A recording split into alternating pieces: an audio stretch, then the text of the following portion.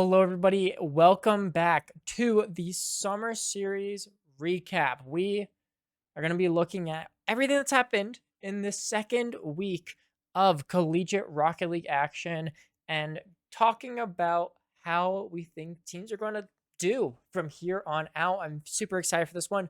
Lots of very strange results for this. Um, let's get right into it.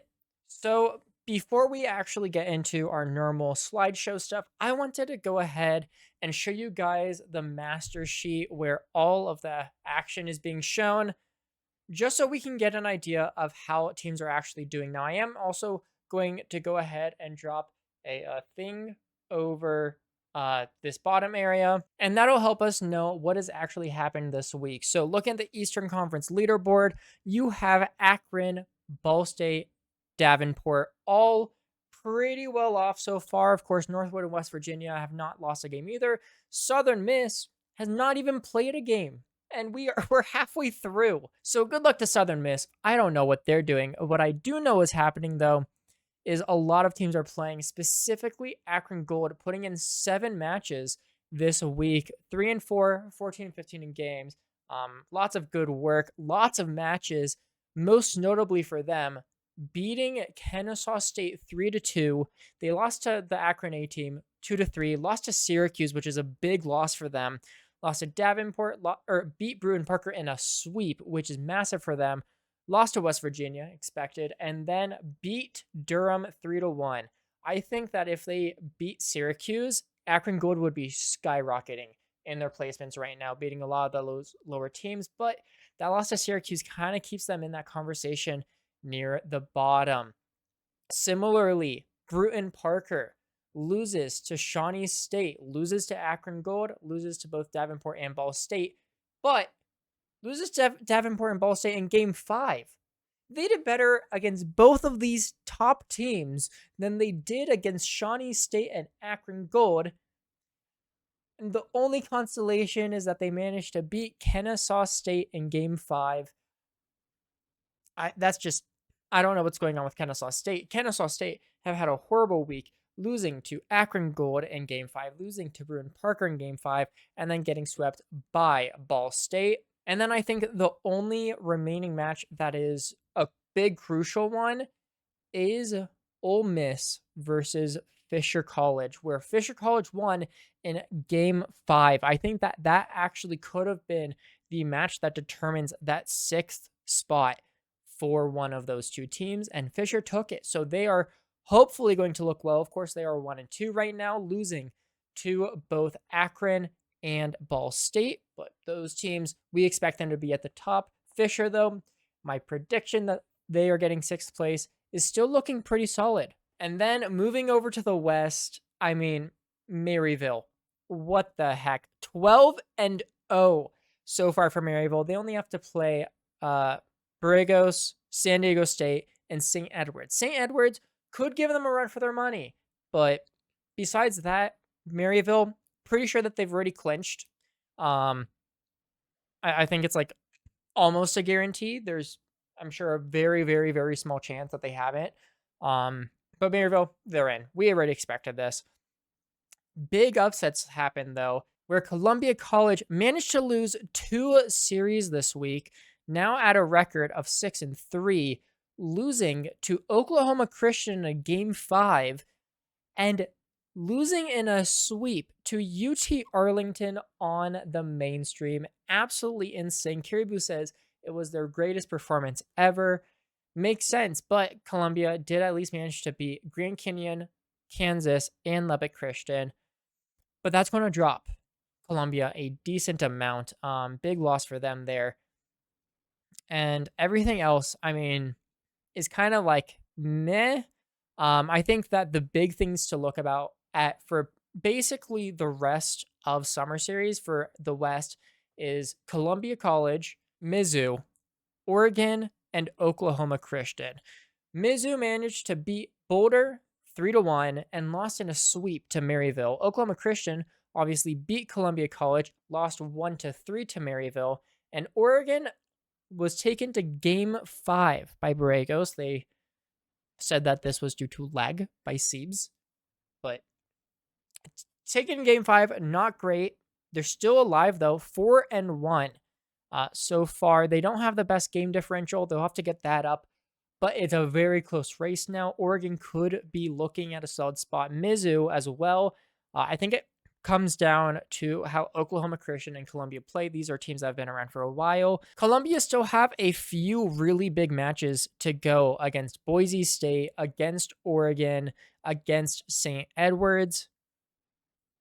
They did manage to beat Mizzou, which is good for them. And then Oklahoma Christian still have Boise State, still have Mizzou, and still have St. Edwards. So both those teams could take pretty big losses, especially if Oregon and Mizzou take advantage of those series. We could see Columbia College and Oklahoma Christian fighting themselves for that 6th place spot. Now let's go ahead, get back to the PowerPoint, where we start off, of course, in the East, looking at our power rankings, how we think all the teams are going to be ending up in the end of league play. Well, in the East, Durham drops to 16th. I don't think this is too much of a shock.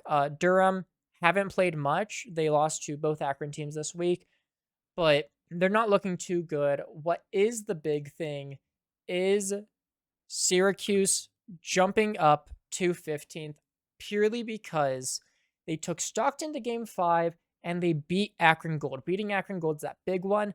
I think that they're much more likely to beat 1 or 2 more teams, maybe 15, maybe even 14. Durham, though, are not looking solid. Their defense is a mess. These players just don't seem to be working it out. And 2 weeks into summer series, of course, they still have a lot of matches left. Durham has only played 3 out of their 15. They have a lot of time to improve, but I guess they have a lot of matches to improve. They don't have a lot of time. Going on to 14th, Brewton-Parker dropping to 14th. Massive asterisk. Okay, before Brewton-Parker, before you guys start commenting and flaming me, I know exactly what you're going to say. Big asterisk next to Brewton-Parker. I mean, losing to Shawnee State and Akron Gold is a bad look, but they take Davenport to game 5. They take Ball State to game 5, and they beat Kennesaw State, who are above them still. Brewton-Parker absolutely have what it takes to move up in the list. It's just those big upset losses for them, at least what they would consider an upset loss. They're going to have to beat multiple teams that are above them, and they show that they can, but they need to just get a couple of those upset wins, and they can absolutely move up. I fully believe in them for that, but losing to 2 teams that were previously below you, not a good look. Shawnee State moves up 1 yet again. I can't put them below Brewton-Parker right after they beat Brewton-Parker. They've looked solid. They're getting wins when they need. Shawnee State is slowly climbing up out of the bottom, followed then by Kennesaw State. The massive decline from Kennesaw State. I mean, we've already talked about them.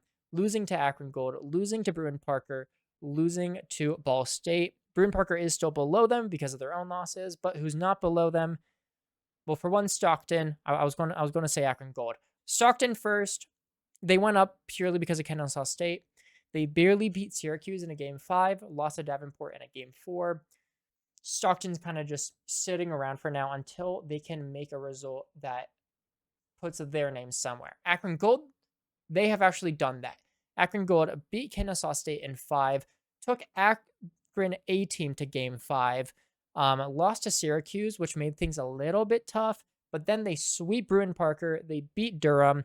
That is 3 wins this week alone, 4 wins overall, and they still have a lot of these other middle-of-the-pack teams to play, so you got to put them at least top 12, but I think that they're 10th.